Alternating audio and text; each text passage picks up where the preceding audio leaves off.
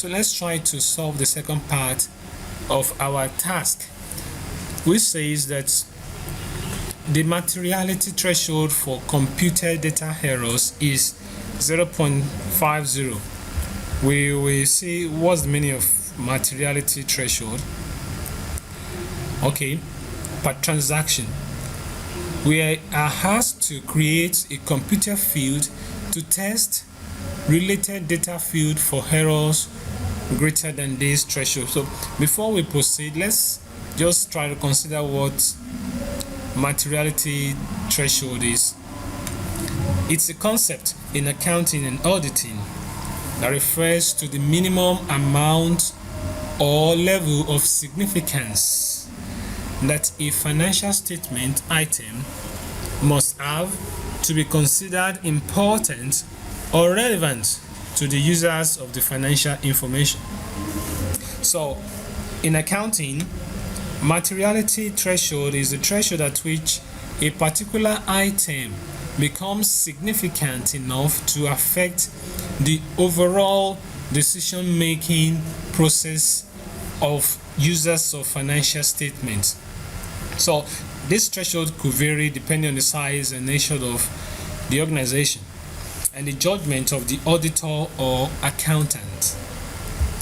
So if you have, for example, if a company has a total revenue of $1 million, so an error of $10,000 will be considered significant or material, as it is 1% of the total revenue. That's quite significant. So but if we have an error of $100, that will be immaterial. That will not be material, that will not be significant to affect the general overview of our financial information or financial record. So as it is only just 0.01% of total revenue. So in auditing, materiality threshold is used to determine the level of scrutiny and testing that is required for financial statement items.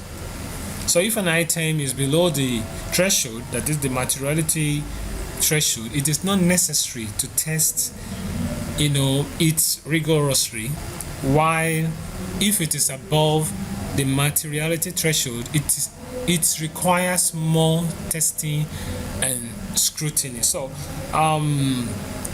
this threshold is very important for ensuring that financial statements are reliable and provide a true and fair view of the financial position and performance of an organization. So if our task is asking us that, or telling us that the materiality threshold for computed data errors is 0.05 per transaction.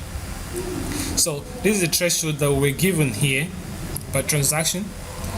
So we have to create a computed field to test related data field for errors greater than this threshold. So let's see how we can approach this particular situation. So we go back to our BAT file, we go to edit, table layout. So from table layout, if you find out that we have invoice, order quantity, we have price, then this was a problem we created the other time. Okay, then product number, ship quantity, and total, which is the extended price. So we create an expression, add a new expression, we name it, it's going to be a test. So we test it for total underscore test. Okay, then we create an expression here by multiplying ship quantity multiplied by price. We're going to multiply it by price and we'll verify it is okay. Okay, so that is that. We accept entry and close this dialog box. Okay, so we've created an expression there. Okay, so what we're now going to do here is that because we are looking for what? We have to create a computer field to test related data fields or errors greater than this threshold. So now let's create an expression to consider that threshold, in our expression. Now we're going to start with total.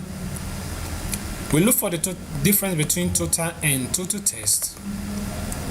Then we give a condition that, okay, if it is greater than 0.50, or that is, we are looking for, want to gather all data that meets this criteria, or even if total test is less than total,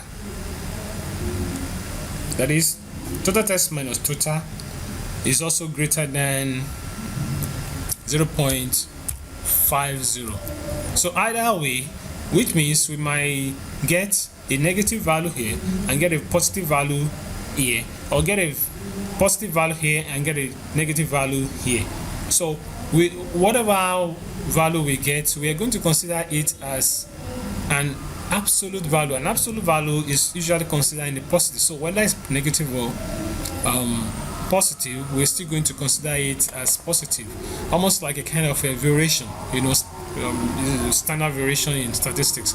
So whether it's swing forward, backward, or back or forward. So we just want to see this, any of a transaction that exceeds this threshold. Okay, so verify expression is valid, and then we click on OK. So these are the transactions that exceed that threshold of 0.50. How many are they? There are 4. If you want to count it, Ctrl 3, there are 4. You see it down here.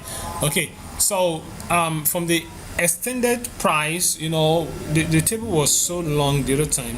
So these values here, or these transactions with invoice number 214233 to 214237, they have the materiality threshold to exceed, or in the positive or the negative direction, and we have them in this column.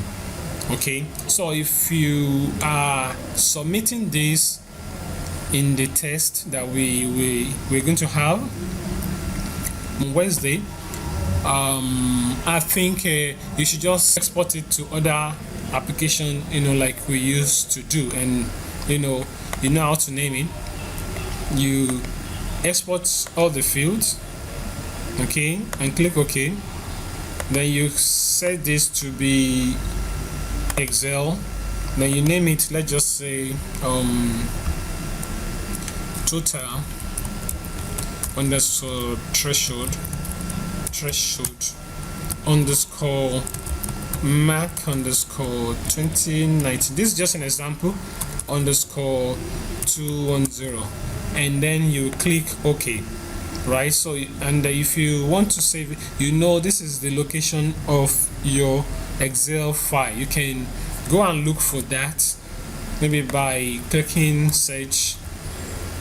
If you just paste it here, copy and paste in here, this is your file. So you can either right click on it, or and say open file location. So it will open exactly where that file is. So this is the file now. You can now move it to wherever your flash drive is. Okay, so let me close it. That is how you fish out all those records that exceed or that are greater than the threshold given. So thank you.